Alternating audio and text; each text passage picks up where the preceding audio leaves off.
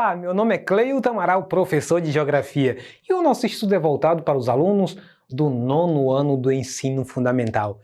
E a nossa temática de hoje é domínios morfoclimáticos da Europa. Vamos inicialmente entender o que é esses domínios, não é verdade?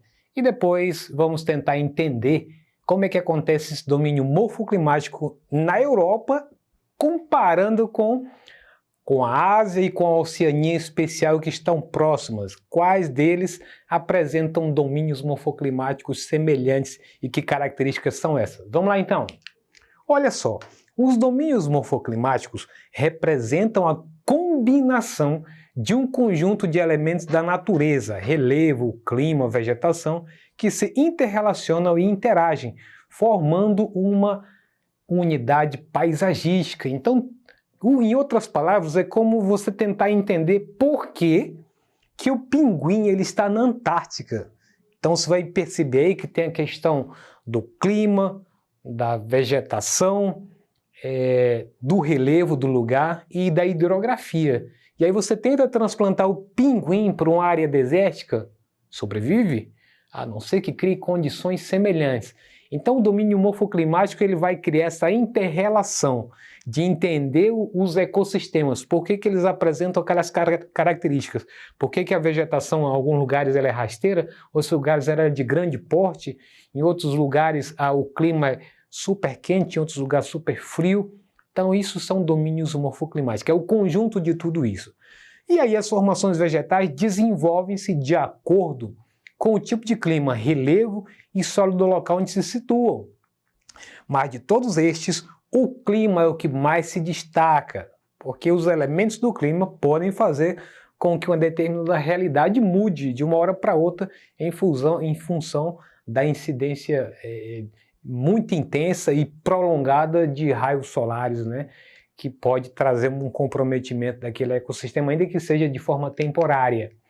E aí eu queria mostrar para vocês exatamente essa organização do clima, essa parte branca que eu fiz, coloquei envolto dela branco, é exatamente a área que nós vamos tentar dar uma discutida nessa aula. Europa, a Ásia e também a parte da Ásia. Então nós temos aí, vamos analisar que influências tem o clima equatorial, mediterrâneo, tropical, temperado, subtropical, frio, desértico, polar, semiárido e frio de montanha na formação desses domínios morfoclimáticos. Lembrando que todos eles estão dentro de uma zona climática, tanto a zona climática polar, temperada e intertropical, conforme a imagem que você está vendo aí. Então, olhando por esse lado, quais são os domínios morfoclimáticos que estão presentes na Europa, na Oceania e também na Ásia? Nós vemos aí a partir da parte superior, temos aí a tundra ártica e alpina, é um azul mais escuro. Depois, mais embaixo, temos a taiga, floresta de conífera ou floresta em forma de cone. Logo em seguida, mais abaixo, temos as florestas temperadas, um verdezinho mais claro.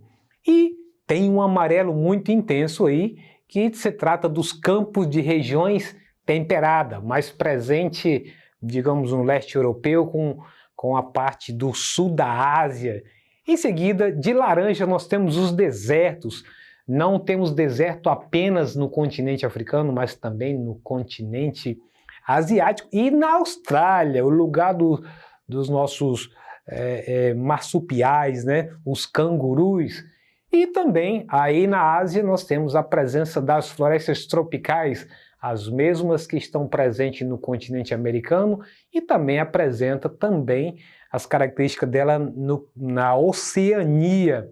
E ainda temos as savanas. Veja que a savana está presente tanto no continente africano como também na Austrália. Então essas são as características dos principais domínios morfoclimáticos que estão presentes no continente europeu, no asiático e na Oceania, que estão circulados aí de branco. Agora vamos ver um pouco das características dele. Tundra, a fauna está adaptada ao frio e é muito semelhante à das regiões da floresta de conífera, pois os animais migram e hibernam. Olha onde está a seta azul em cima dessa área indicada de tundra. Então o termo tundra deriva da palavra finlandesa tuntúria, que significa planície sem árvore. Predomina praticamente vegetação rasteira. E aí olha o tipo de animais que nós temos nessa região aí, seja os pinguins, o urso polar. Então isso faz parte da fauna dessa região. Então olha só a tundra, conforme eu disse, então no inverno praticamente todo a vegetação fica coberta por gelo, juntamente com o relevo das cadeias montanhosas, e quando chega um período de verão, que é bastante curto, até 3 meses, você vai ter aí um florescimento de uma vegetação rasteira. Essa é a tundra. Fica uma paisagem muito bonita, colorida por sinal. Quanto à floresta de coníferas ou boreal, olha só onde está a seta agora, de conífera, de cone, árvore daquele tipo que os europeus e americanos gostam de fazerem o corte dela para usarem para ornamentação no Natal. A taiga é a mais extensa floresta do mundo, estendendo-se nas áreas setentrional da América, da Ásia e da Europa. Então veja pela seta que tanto a Europa como a Ásia, principalmente na parte norte novamente, assim como aconteceu com a outra que acabamos de citar, tem esse domínio morfoclimático da conífera ou boreal. As florestas de conífera ou boreal, também conhecida como taiga, geralmente estão com maior predominância se a gente olhar na parte norte da Rússia. Ou seja, a maior faixa de terras que está na Rússia ao norte, ela é contemplada com a taiga, o cinturão que limita o domínio da tundra. O solo se congela durante todo o inverno, mas ao contrário do que acontece na tundra, no verão ela se descongela totalmente, diferente da tundra que fica o tempo inteiro congelado o solo e pouco tempo de degelo. E olha só uma ilustração bacana, a floresta de conífera ou boreal, a mesma que você está vendo aí num período que está em degelo, pouco tempo que fica o verão também. Você tem os pinheiros e olha como é que fica esses pinheiros no período de inverno, totalmente coberto pelo gelo, pela neve. A floresta temperada estende-se por porção da Europa, Ásia, América do Norte e Sul da Oceania. Vejamos aí, temos aí na Europa, também na Ásia e na Oceania. E olha o tipo de fauna que nós temos presente aí, o esquilo, o urso. Então é um tipo de domínio morfoclimático que tem uma temperatura bastante amena.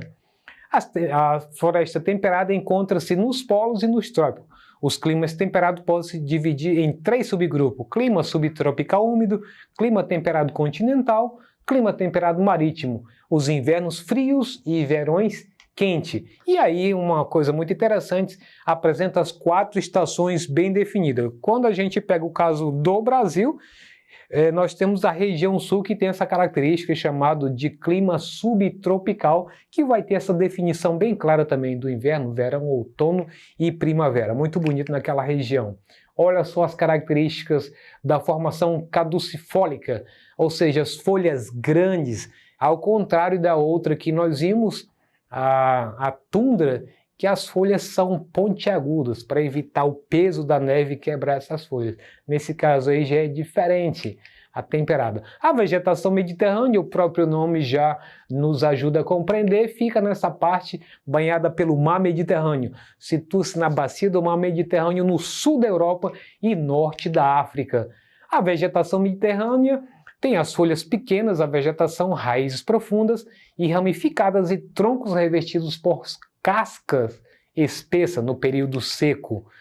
Nas formações herbáceas, desenvolve-se na Rússia, Ásia Central, grandes planícies americanas, Austrália, na Argentina e Brasil. Nesse caso aí, nós não teremos na parte da Europa, nós teremos apenas na Ásia e também na Austrália esse tipo de formação herbácea.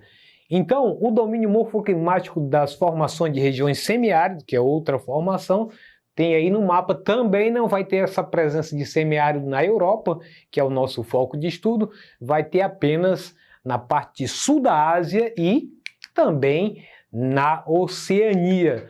No caso das formações semiáridas, caracteriza-se uma vegetação adaptada a baixa pluviosidade, ou seja, de pouca chuva.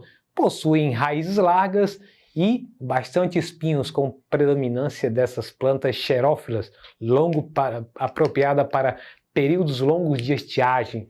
E aí vem os desertos, né? Temos aí tanto as áreas desérticas podem ser quentes, como também frias, né? Então, à medida que você vai ter o caso aí da Austrália, que é um exemplo quente, mas também você vai ter áreas que são o tempo inteiro frios e que, portanto, são consideradas também de áreas desérticas geladas. E aí essas são algumas espécies da fauna dos domínios morfoclimáticos desérticos, alguns insetos, o camelo, né? E alguns insetos que no caso do escorpião, por exemplo. A fauna e flora é formado por gramíneas e arbustos distribuídos esparsamente pelo terreno. Das plantas desérticas, a mais famosa, sem dúvida, é o cactus. Agora, só uma observação nisso aqui. Os animais têm suas orelhas adaptadas para viver naquele ambiente sem prejudicar a sua vida. E aí, existem 3 tipos de deserto: absoluto, que é esse que você está vendo, a passagem dos camelos, que é aquele que só você vê areia. O deserto comum, que você vai ver algumas vegetações esparsas, incluindo o próprio cactus e algumas vegetações rasteiras, e aquele de oásis, que apresenta áreas verdes e inclusive alguns cursos raros de água.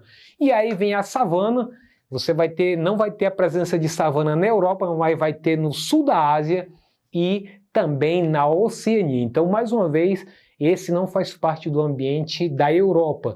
E aí você vai perceber isso com a presença da fauna dos elefantes, da girafa, dos gnus, do leão e muitos outros. Olha só onde é que fica conforme a seta. E aí as árvores mais comuns é a acácia, baobá e mangabeira.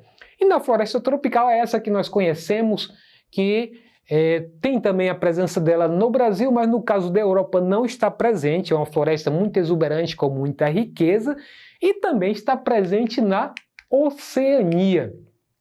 Então essa é a floresta tropical, que tem uma quantidade de chuva superior a 2.000 milímetros de chuva por ano, enquanto que nas regiões desérticas que nós vimos anteriormente, chega somente a 500 milímetros por ano. Com isso, vamos para o nosso exercitando. É o bioma mais jovem da Terra. Suas áreas de ocorrência são as regiões próximas ao Oceano Ártico. Possui ecossistemas cuja composição botânica é influenciada pelas condições do solo e do clima. O solo fica congelado a maior parte do ano. A temperatura mais alta não ultrapassa os 10 graus centígrados. Suas principais espécies são os musgos e os líquens, plantas rasteiras, pois as árvores não sobrevivem nesse tipo de clima, porque são invernos rigorosos o ano inteiro.